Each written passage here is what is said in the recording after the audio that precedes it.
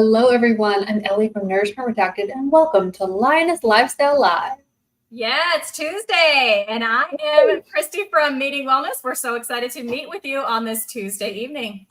And I'm Adrienne from Adrienne K. Gledhill. We're so excited about this guest tonight. If you have any questions for her, please put QQQ or question, and we'll be sure to get it to her. Awesome. That means it's time for this week's Roar of the Week.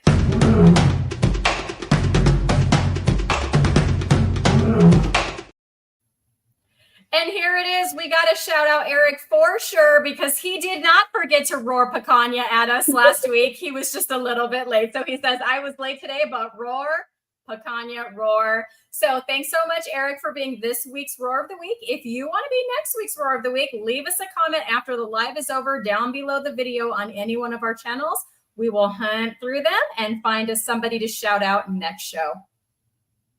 All right, so let's give a big welcome for our guest tonight. Let's bring her on in.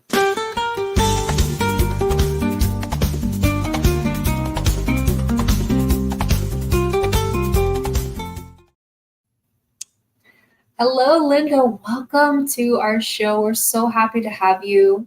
Hey, you guys. Thank you so much for having me on. This is so cool. I'm so happy to be a part of it. Thank you for inviting me. Absolutely. So like we always like to do, we would all love to hear about yourself, your healing journey, and why you choose a carnivore diet.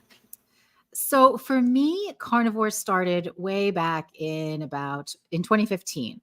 I was looking to lose just a few pounds. I had 2 kids, and I remembered back after my college years, I had learned about the Atkins diet. And the beginning 2 weeks of the Atkins diet is what they call the induction phase. It's a ketogenic diet phase where it's supposed to last for 2 weeks. But that 2-week period for me of ketosis was like where I lived when I did Atkins. And I did Atkins for quite some time and I found success with it. I always felt really good. It was super low carb, ketogenic. And I enjoyed it. And so I remembered, if I need to lose some weight, I'll just go back into ketosis. And that's what I did. That was back in 2015. And as I was looking through Facebook one day for keto recipes, the Carnivore Facebook group, Zeroing In on Health, popped up for me. And I read the stories of these people who were doing this really sort of extreme version, in my mind, of an Atkins ketogenic diet, which was just the meat and the cheese, just sort of skipping out on the broccoli and the low carb vegetables. And it was like, okay, I can do this. I can try this. I can do this for 30 days. And, if I can look like Charlene Anderson, I don't know if you know who that is, but she's one of the OG carnivores and she's just gorgeous. And I was like, well, if I can look like her, if I can look like Kelly Hogan, okay, I'm in. I can do this for 30 days. Let's see how it goes. And I started carnivore in a very, loose sort of way. There was, all the cheese I wanted, all the meat I wanted, all the pepperonis. And, it was just, if it was a plant, I wasn't going to eat it. And if it was a meat, I was going to. And it worked really well for me. And now it has been 9.5 years. I mean, I've tweaked the way I do carnivore. It's a little bit cleaner nowadays. There's, not as much salami, pepperoni, and stuff like that. I go a little lower on the dairy. I go a little lower on the fat. But it's just been phenomenal for me. What I noticed first switching from keto to carnivore was that my joint pain resolved, that I'd had this joint pain since my 20s. My knees were just always achy. And then migraine headaches that I always had went away. And I was like, okay, well, I'm not going back. This is good enough for me. And the bloating, the gas and the bloating that comes from the vegetables just wasn't there. So I was like, I don't see a need to go back to keto. I'm just going to stay here in carnivore. And then a whole bunch of other things got better over time. And sure, there was some weight loss. I think I wanted to lose, I really wanted to lose about 15 pounds, but I really needed to lose 5 pounds. And I did. And I was fine with that. But the mental state got better, anxiety lifted, depression lifted. my periods regulated. My interstitial cystitis pain went away, which, if you don't know, it's a super painful. Oh, do you deal with this? Oh my gosh. So yes, it's a super painful condition where it feels like you have a chronic UTI that doesn't go away, and antibiotics don't work. And antibiotics obviously are not great for our guts to be chronically on antibiotics anyway. So when that pain started to resolve, it became really life-changing. And then down the road, I realized that I have lipedema. I got that diagnosis. And I realized that carnivore is helping me with that too, because it's keeping inflammation down. And I've been able to sort of chip away at that, lipedema fat too. So I'm sticking with it. I just feel like the health benefits are so tremendous for me. Like, I remember on holidays, I would say, well, let me just try a traditional Thanksgiving, or a traditional Christmas dinner. And I would do those traditional meals with like the sweet potatoes. And, I'm Italian, we have lasagna, would try that stuff. And I would just feel terrible. So I've sort of stopped experimenting in that way. I don't go back to or have any, what people would consider cheat meals, because I really just feel terrible eating any other way. Fiber and I just don't get along. So, if it's a plant food, typically I'm not going to eat it. I can get away with, and I do tolerate pretty well, some tomato, some onion. But other than that, anything else, I generally stay away from. I do stay away from.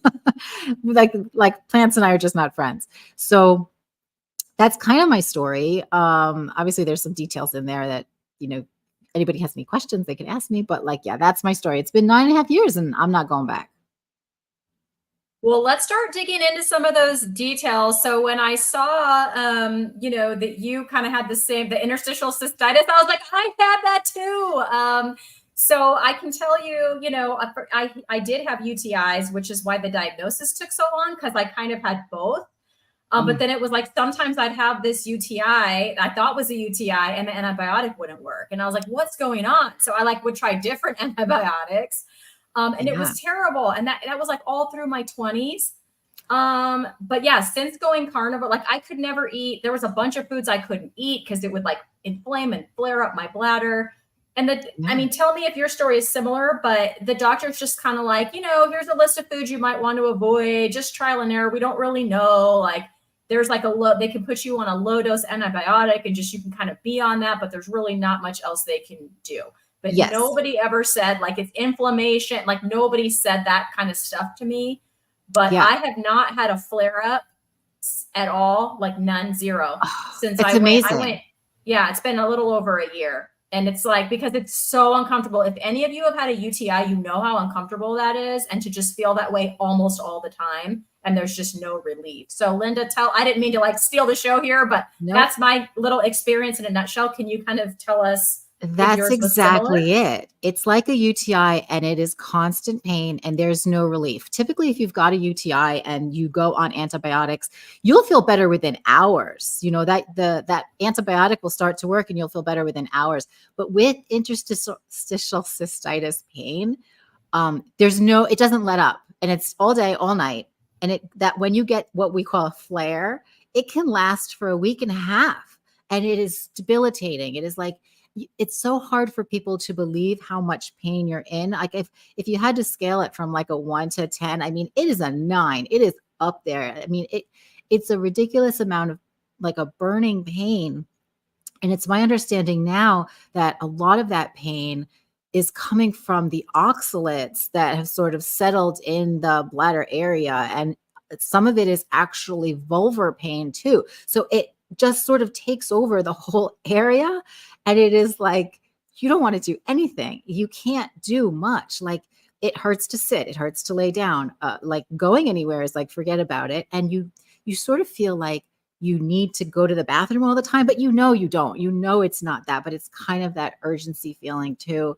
So when you get rid of oxalate, which, it's a big deal, but it's in a lot of plants. When you get rid of oxalate, you can start healing that cystitis pain, and then you can start living life again.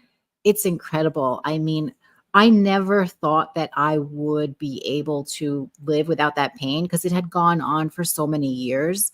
And it wasn't all the time. The flares would subside, but you never knew like when it was going to come on. And the over-the-counter medications that they give for it, I'm sure you've tried them all. They don't really work. And the food list that they tell you just, don't have orange juice or don't have tomato, they think it has to do with acid. And sure, like if you have like ulcers in your bladder, or if you're having a pain and you drink the acid, like that will make it hurt more. But that's not the root cause of this bladder pain or the vulvar pain. And I don't know of anyone other than like Sally Norton who has put 2 and 2 together that it's oxalate causing this pain.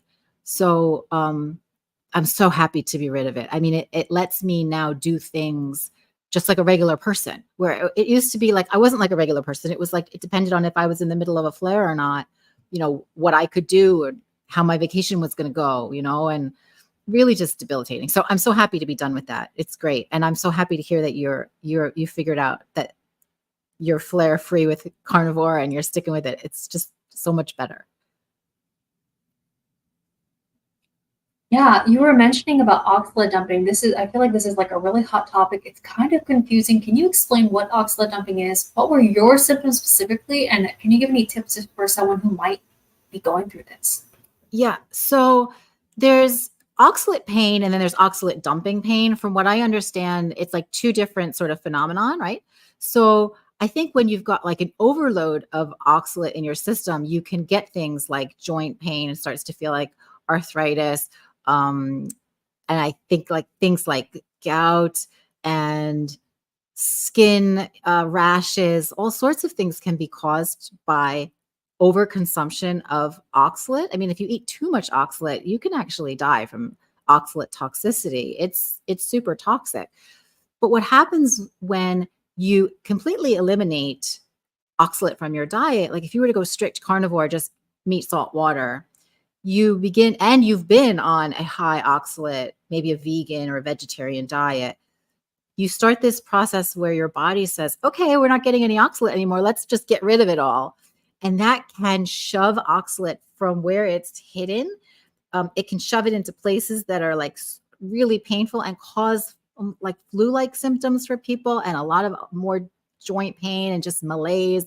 So the recommendation to ease oxalate dumping is actually to introduce a little bit of oxalate back in. And it's my understanding there's a test you can do if you think you're oxalate dumping, if you're not feeling well and you have some black tea and you start feeling better within 10 minutes, then it's the oxalate. Like that small dose of oxalate will stop the dumping symptoms. And then you need to just sort of continue having some oxalate so that you don't dump it all into your system at one time. I mean, I'm not an expert on oxalate, but that's my understanding. So when you first went carnivore, did your interstitial cystitis, not saying it right, It's so hard to say. actually get worse because the oxalates would start dumping, or was it immediate relief? I never completely got rid of oxalate. So it's difficult to say because I've always included spices in my diet. So there always has been this low level of oxalate, definitely not as much as I was having because I was having, lots of spinach when I was keto. So I can't say for sure if ever I've had any huge oxalate dumping episode. I think maybe one time, but like it's difficult to say because maybe I actually just had the flu, So, it's difficult to say. I think a lot of people say, oh, I had this, I was feeling terrible, it's oxalate dumping. Like maybe not. I will say though that I for many years had crystals coming through my skin, which absolutely is oxalate coming out. I've had it like on the backs of my arms, on the palm of my hand, and on my feet, like it's like a little rough patch. And then if you pull at it, it is like crystals. And so for a long time, these crystals were coming out of my skin. So I know I had a lot of oxalate in me and that has stopped. So another thing that you talked about was your mental health, like your anxiety. And it's so funny. I feel like we just met today, but I'm like, this is like my sister right here. Our experiences are so the same. So like I had all these mental health issues I didn't even realize I had, like anxiety, until I started Carnivore and they went away. Can you tell us just a little bit of like how that went for you with your Yeah. anxiety and other mental health? Sure. It's the kind of thing, like you said, you don't even realize that you have it. You just sort of think it's your normal personality. And it's not normal at all. I mean, I would have panic attacks a lot, but it runs in my family. Like panic attacks are just sort of what we do. And so when I started having panic attacks, and I talked to my sister and she's like, "Oh yeah, I have those all the time." And I'm like, "Really?" She's like, "Yeah, and our brother does too." And I was like, "This is horrible." And so I I would get these crazy panic attacks that would wake me up at night. It was so hard for me to calm myself down. Or if I had a panic attack in the middle of the day, I would literally go in my closet. Like I would have to shut the door, be in the dark, say to myself, I am okay. I am okay. And it would take me so long just to calm down for no good reason. I mean, my life is pretty good. It's not like I have anything to be all that anxious about. And I would also find myself like very depressed. So I would spend days in bed, and a lot of this had to do with the cystitis pain for sure.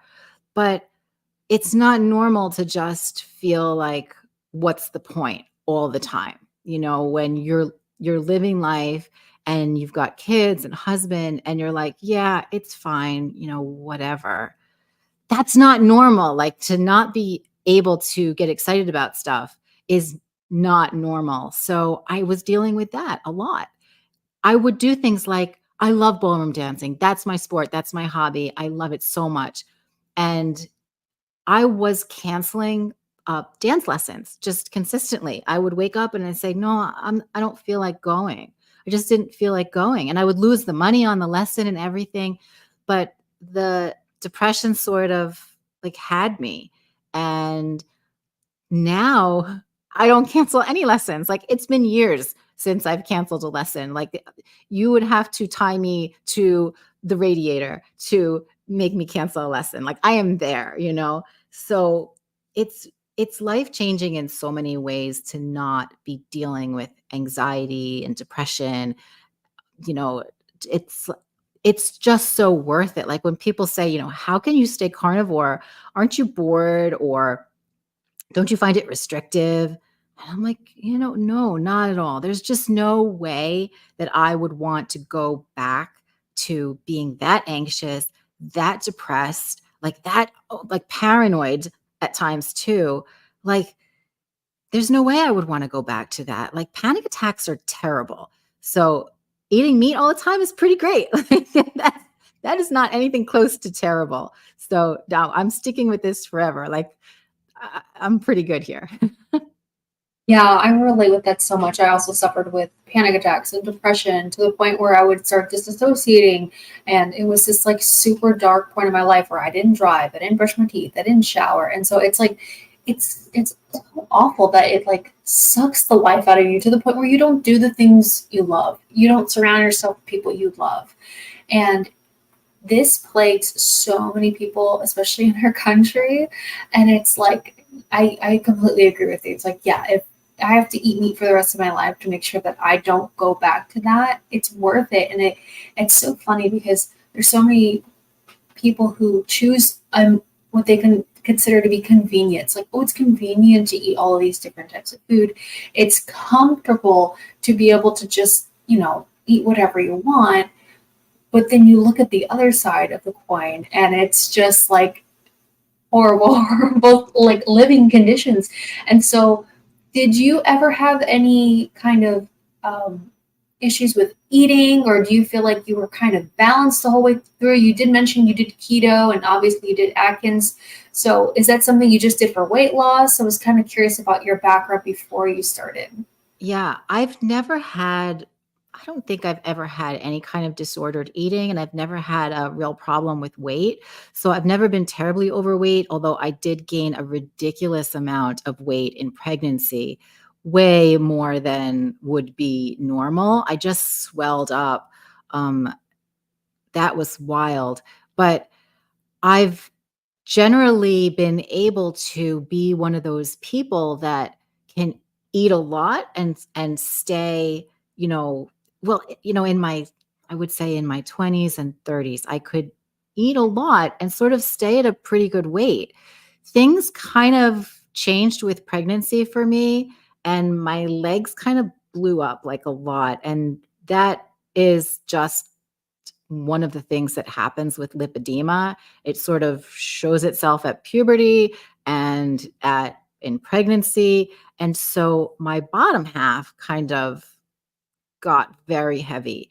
But on top, and like generally, if you were to just check my weight against my height, my BMI has always been good. And doing a ketogenic diet was just something I did to like maintain weight, lose a few pounds if I was, feeling like I wanted to look a little bit better. I had learned about a ketogenic diet like back in college. So I understood like what a protein sparing modified fast was. I understood what ketosis was. And so I knew that it was safe.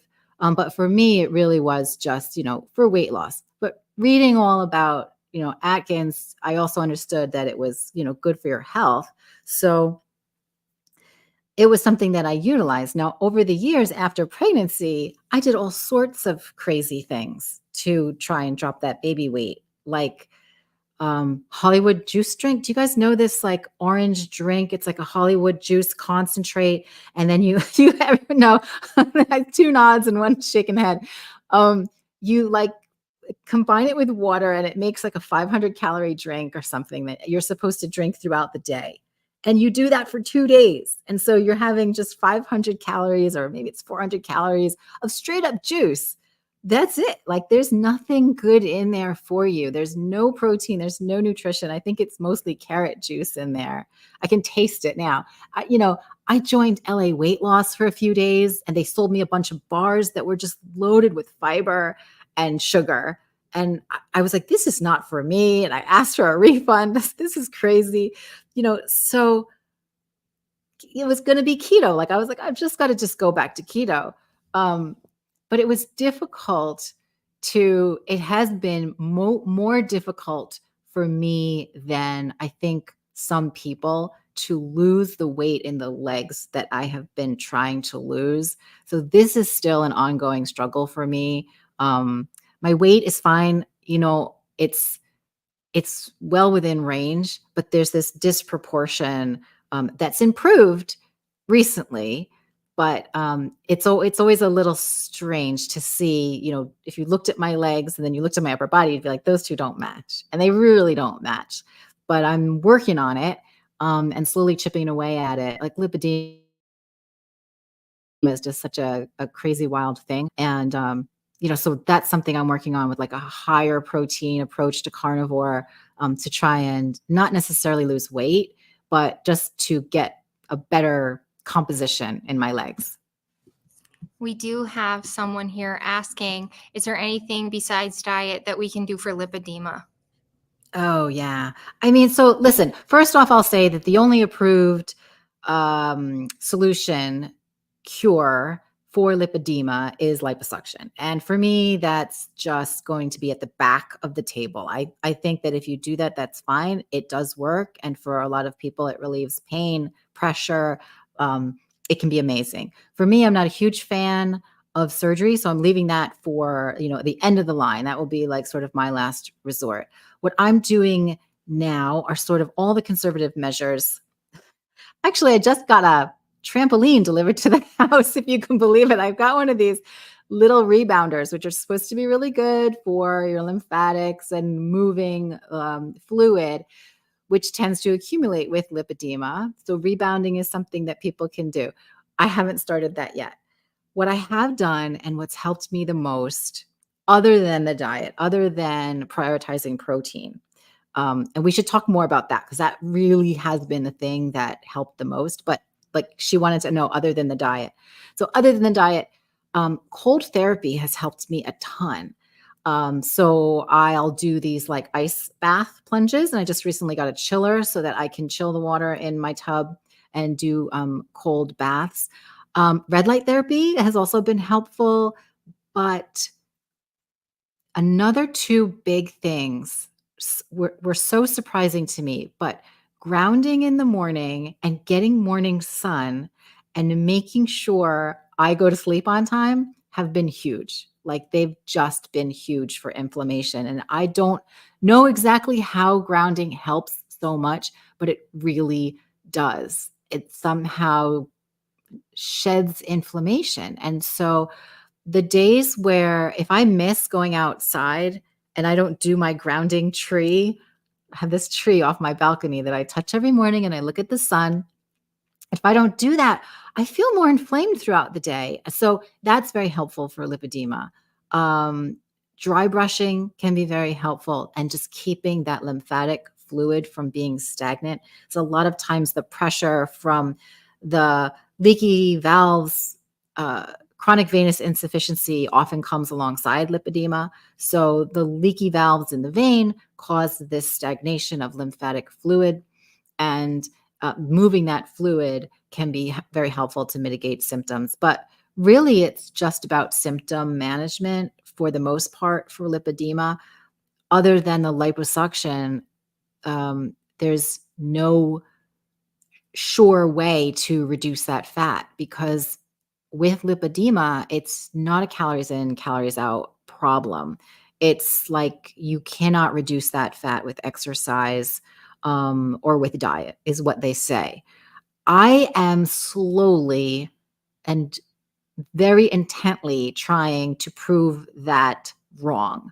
Like, I am training ballroom 3 times a week, and I am intent on getting rid of that lipedema fat with a slight and appropriate caloric deficit, and with putting my calorie priority into protein, building muscle, and then very slowly chipping away at the remaining fat.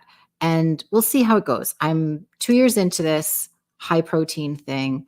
I've seen tremendous improvement in my legs. Like, I can see muscles there that I didn't see before. Now the question is, have I just reduced normal obesity fat in my legs, or have I really reduced the lipedema fat? And there's no way to know. So I can't say for sure I've gotten rid of my lipedema.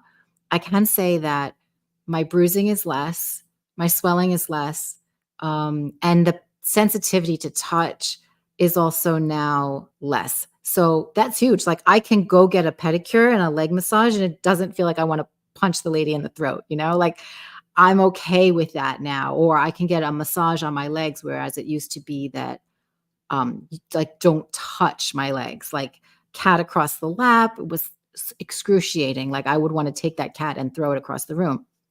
So with the measures I've been doing, with the conservative measures, all that's improved.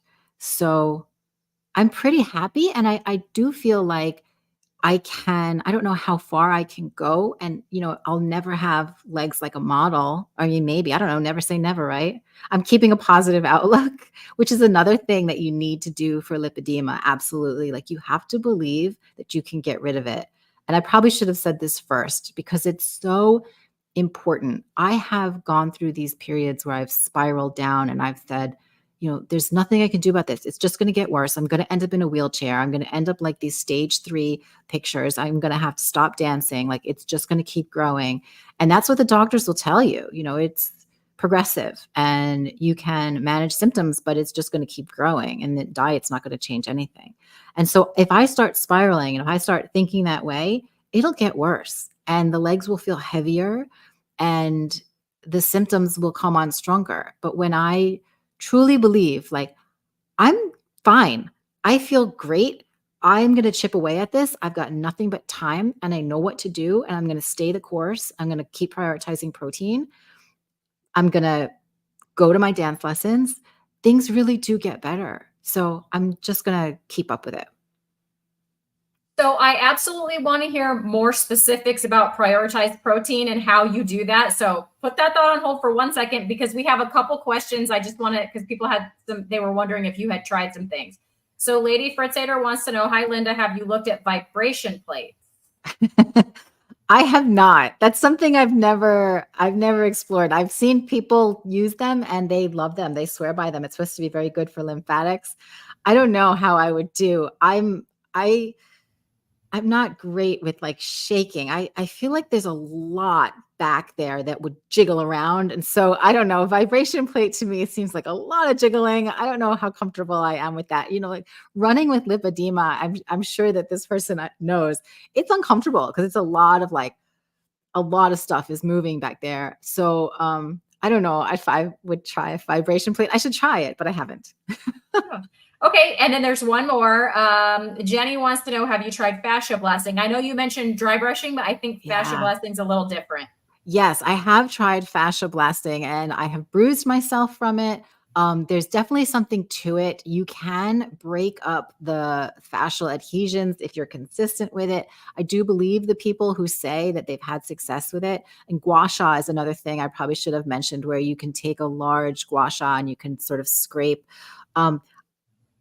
So I have done. I've also had my massage therapist do some fascia work on my legs, where she just manually with her thumbs, as painful as it sounds, and it really is, she has gone into some fibrotic tissue on my thighs and with consistency over, a month or two, has smoothed out some of the dimpling that comes with lipedema.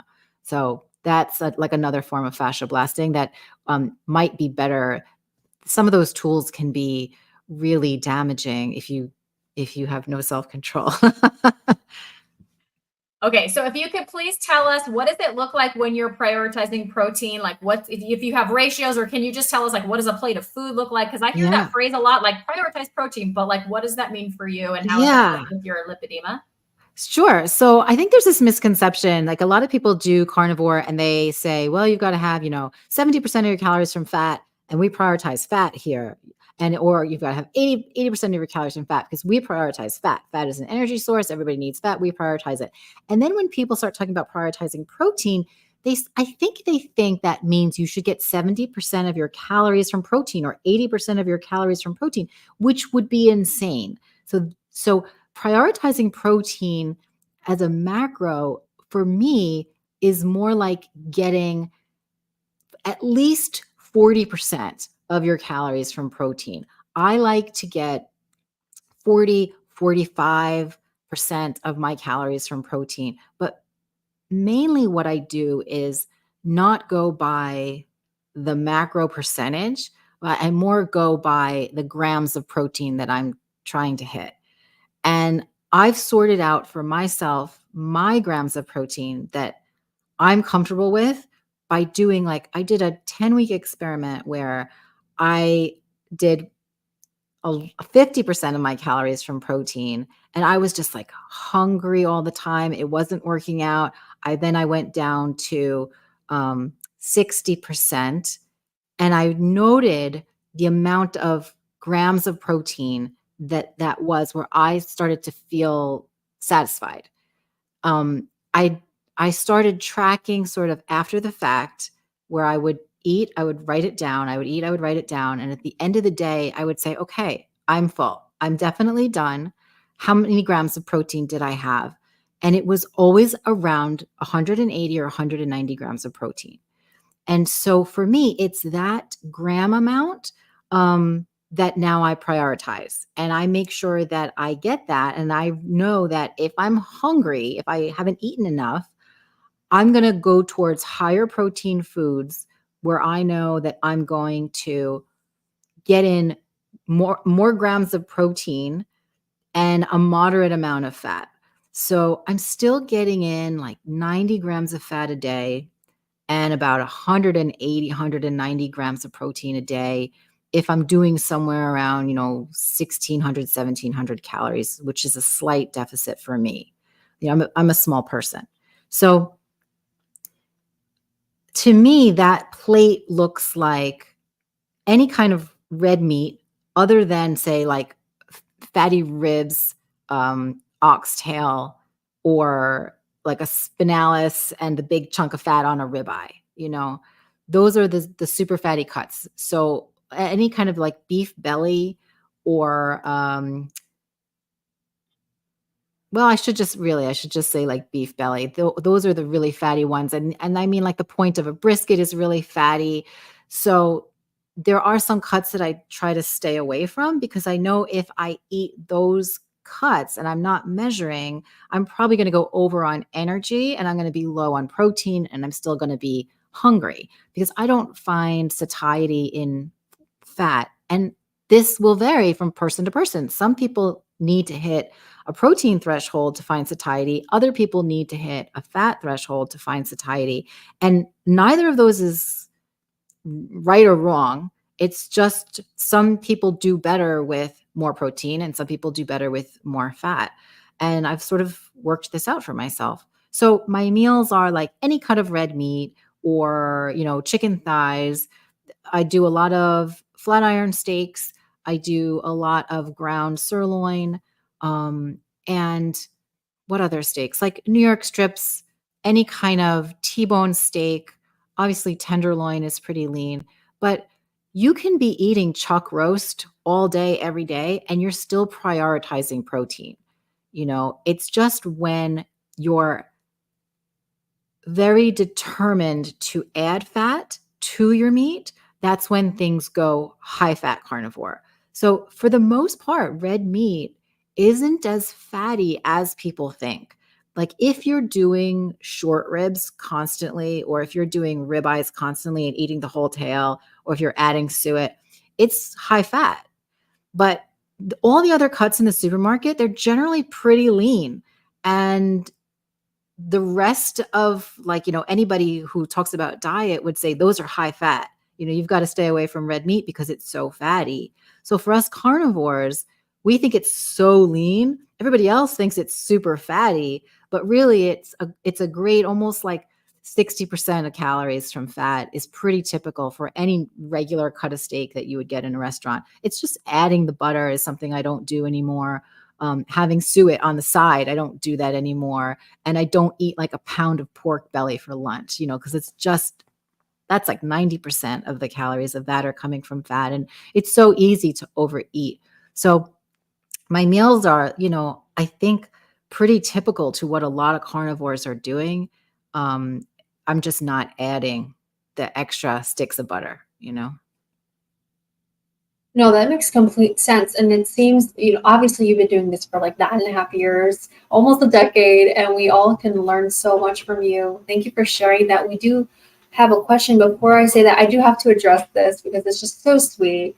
Thank you, Jonathan, for sending what are they called? Super chats? Donations? I'm not too sure. But thank you so much for doing that. Anything that can support any of our channels is just so, so special and wonderful. And we say thank you for that. And so here is the question from Jerica. I'm on day 25. What are the pros and cons of tracking macros in carnivore for protein and fat ratios? Well, I mean,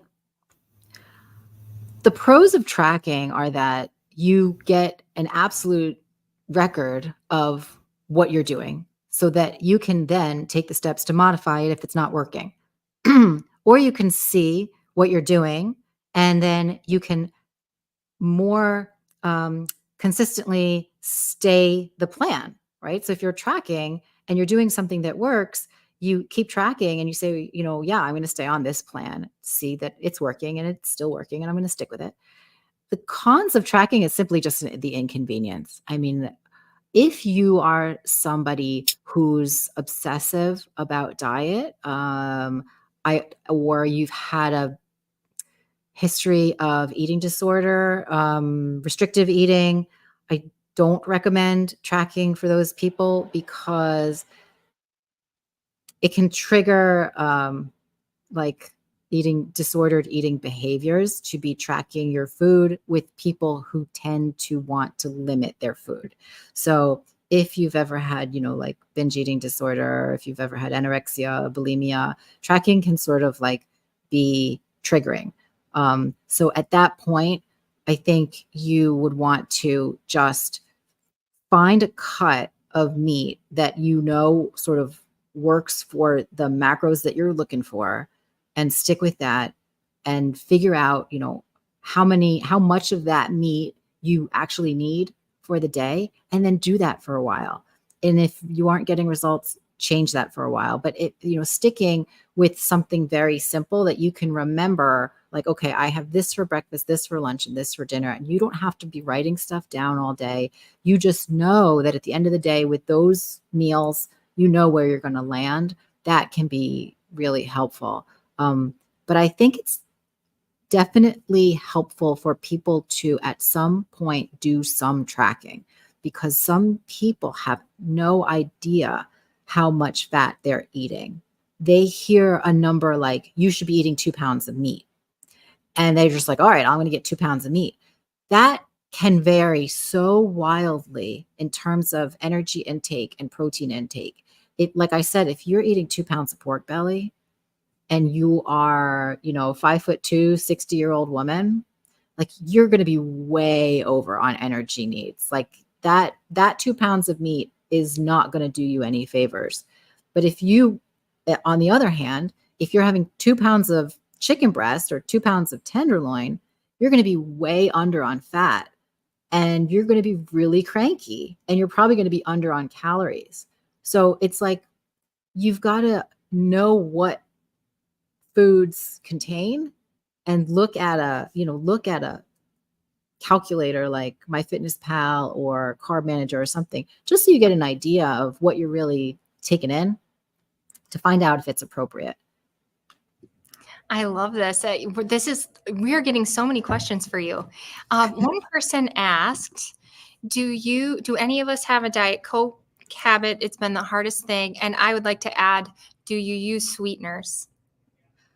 So if you're asking me, I don't have a Diet Coke habit. I used to love Diet Coke, but to me, it's just a chemical. I don't know if I should curse, but it's a chemical shitstorm. Like, I don't drink Diet Coke anymore. I used to love it. I grew up on it. Like, I think, my mom probably gave it to me when I was 5, like Diet Coke every day. Sure. But I have coffee now. So I'm probably absolutely addicted to caffeine. So coffee in the morning, that's for me. But Diet Coke, no, I haven't done that in years and years. So Yeah, I'd say the same. I'm sorry. Go ahead, Ellie. I was just gonna say I'd say the same. I don't drink diet. I never drank any diet sodas. It's been about 14 years probably when I not met my husband. I started dating my husband. Because we met earlier in life. I don't know why I'm bringing that up. Anyway, I stopped drinking sodas and I stopped eating fast food, and so that was definitely a step in the right direction. But I understand that it's kind of, I kind of felt like that when I gave up my coffee, early on in my carnivore diet. It's kind of hard to like give up those habits, those traditions that we set for ourselves. But I think that the best thing to do is just to taper off slowly. That would probably just be the best. Like, you can't just, like, my husband's trying to quit coffee right now and he's having migraines, and it's like, okay, no, let's just bring a little bit back in. So that's probably the hardest part, but there is a solution for you, and you know what you need to do. And I think it will just better your health overall. Yeah.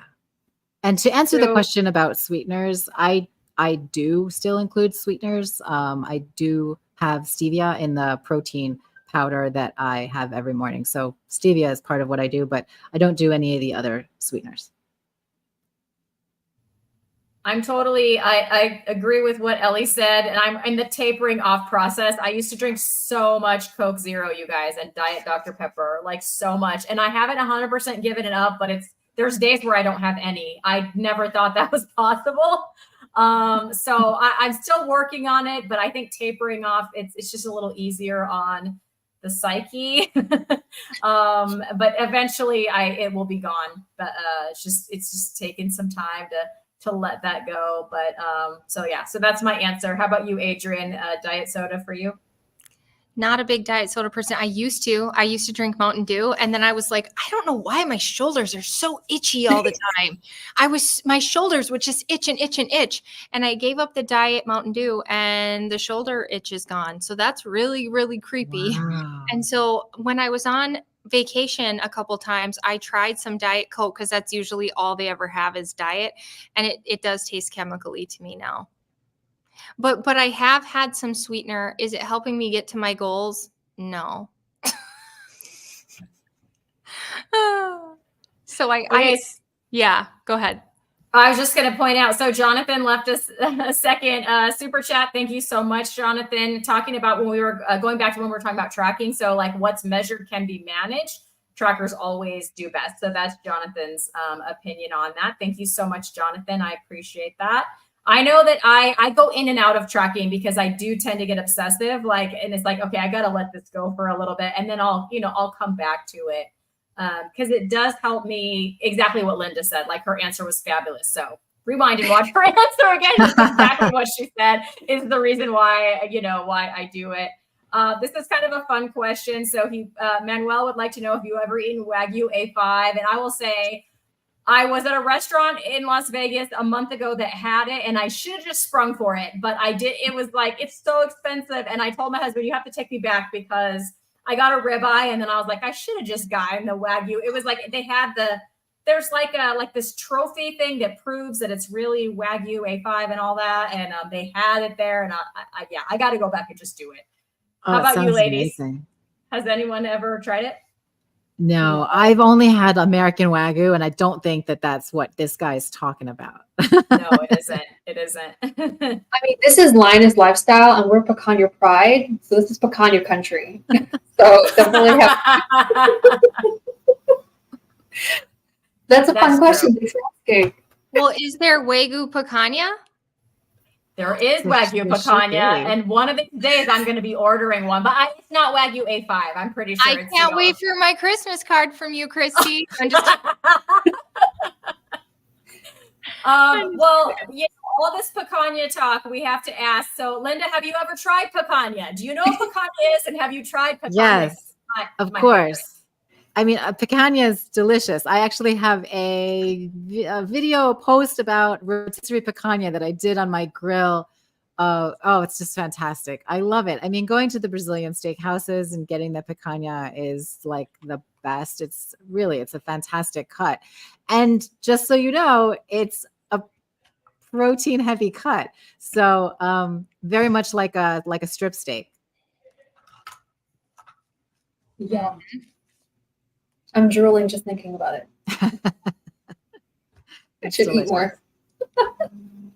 It's the top. So just for anyone who doesn't know, listening, or watching, it's the top sirloin cap. That's the picanha. So it is a sirloin. It's the top of the sirloin. And typically it's going to come with that really nice fat cap on top. And so the fat on picanha is absolutely delicious. If you are trying to reduce fat a little bit, that's an easy thing to just cut away because the sirloin is going to be, a lot leaner. But like I said, it's definitely not lean, but it's going to be leaner if you just don't eat the cap. Cool. Well, I wanted to ask you, do you have anyone so you've been doing this for a long time, like a lot longer than I have. Does anyone in your family, eat this way with you, or are you just kind of going it solo? Well, my husband did for a short while do carnivore with me, but no, it's just me. My brother is sort of on and off carnivore sometimes. Like he didn't believe that it would help him at all, but he said, all right, I'll try it. And he had tremendous results. So he goes back and forth, depending on what's going on in his life, if he feels like he can sustain it, or if he's, going on vacations and he says, forget it, it's not for me. He goes back and forth. And, but other than that, it's just me. And so there's a lot of meat being cooked in the house and I eat the meat. And then there's, my husband will eat a big salad. My kids generally are protein heavy, but they have a lot of extra things on the side that, I just don't eat. So they are big on, fruit, but they also have pasta. I make homemade pizza for them.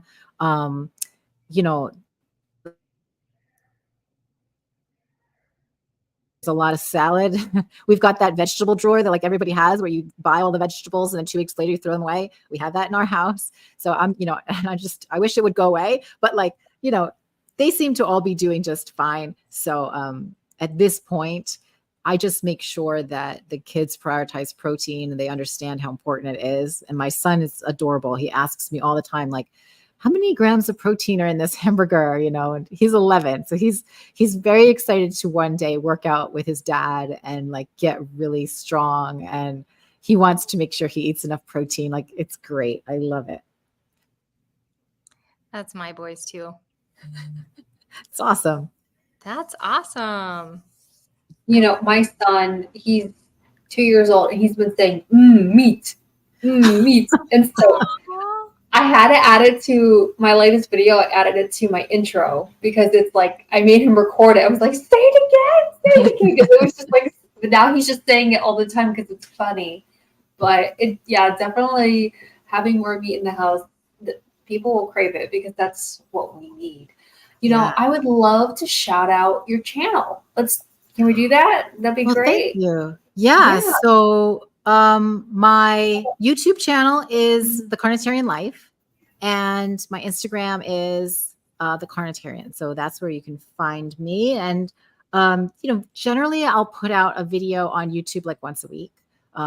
That's been really cool lately. I've had, a couple of videos out just recently where that channel was just sitting for so long. Oh, there it is. Thanks for putting that up.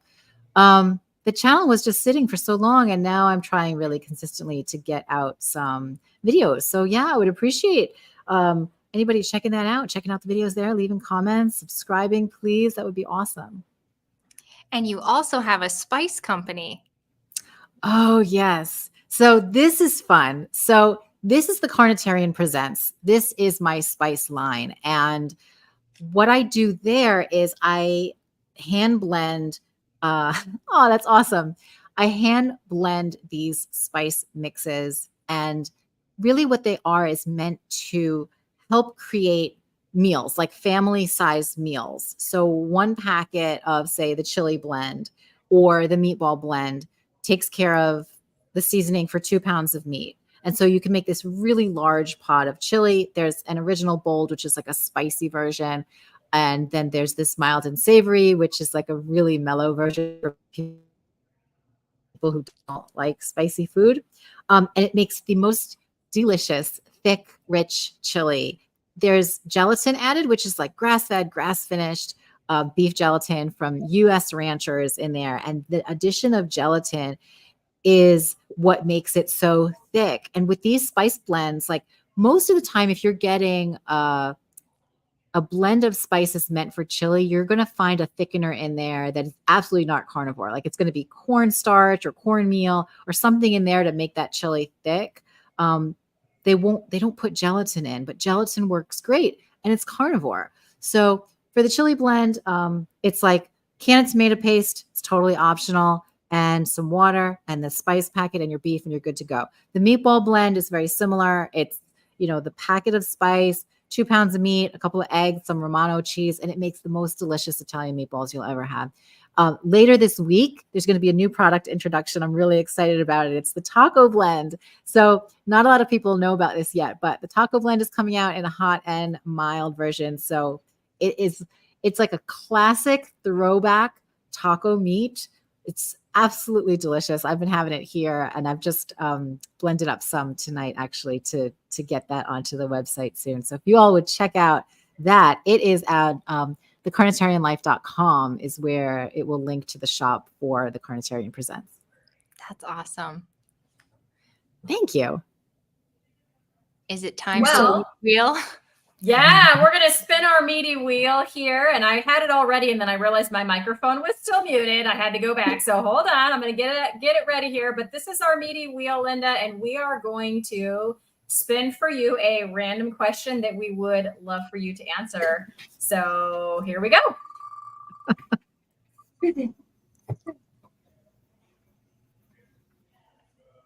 And we have hunted down this meaty question for you. Did you ever experience emotional eating, and does diet help you with that? Oh, yeah. I mean, emotional eating, absolutely. Eating for me growing up was like ritual and culture and family, and oh, you don't feel good, have something to eat. Or you're looking for comfort, have something to eat. Sure. And I was just one of the lucky ones that didn't gain a ton of weight from it. But absolutely emotional eating has been a thing for me. I mean, carnivore helps with that because it sort of puts some guardrails on the foods that you're eating, so you're staying away from those super addictive foods that you just can't eat one of, so it's definitely harder to overeat when you're eating carnivore. It's definitely possible, but it's harder. It's not like opening up a bag of Oreos or diving headfirst into a container of ice cream because you're feeling sad. It's like, if you know that your food is meat, eggs, fish, and cheese, I mean, really the only one of those that you're going to dive into with abandon if you're feeling sad is the cheese. Like, so if you know you're an emotional eater, I would say don't stock your refrigerator with string cheese because that can get out of hand. But if you've stocked your house with foods that are like meat, eggs, and fish, you learn to sort of manage the emotions better. And because the food doesn't give you that dopamine hit that you're looking for, like the meat and the eggs and the fish just isn't going to give that to you. They're not designed to hit those, bliss points. So yeah, a diet absolutely helps with that. And, it's great. It's great for people to sort of get that kind of reflection on themselves to say, you know what, maybe I've got some issues I need to deal with. Like this pint of Ben and Jerry's isn't helping me get out of the problem. I need to maybe face some problems, make some life changes, reflect on some stuff. It's a good starting point for lots of emotional healing that way. And Linda, Thank you so much. Do you coach people? I do. Absolutely. So if you go to right now, it's linked in my Instagram, my coaching. I do private only one-on-one sessions, individual sessions. Anyone who's looking to sort of get some advice without a large commitment, I'm there for you. And we could do a one-on-one session. And typically, the people I help just aren't interested in doing like a group session where they want to, talk about stuff that they find too personal, that they don't want everybody hearing, or they're uncomfortable in a group setting. That's why I stick with the private one-on-ones. And it's been really helpful for a lot of people. And yeah, I would love to meet with anybody who's looking for any help, either getting started on a carnivore or a ketogenic diet, or tweaking some things because they're not seeing the results that they were hoping for. That's awesome. Thank you so much for coming on. I think, are we ready to roar out? Fantastic. Let's do it. Okay. Let's do it. Get your roars ready in the chat, everybody. Oh, sorry. One last thing. Aid asked if we use any tallow. I use Purely tallow. It's the best stuff. What about you guys?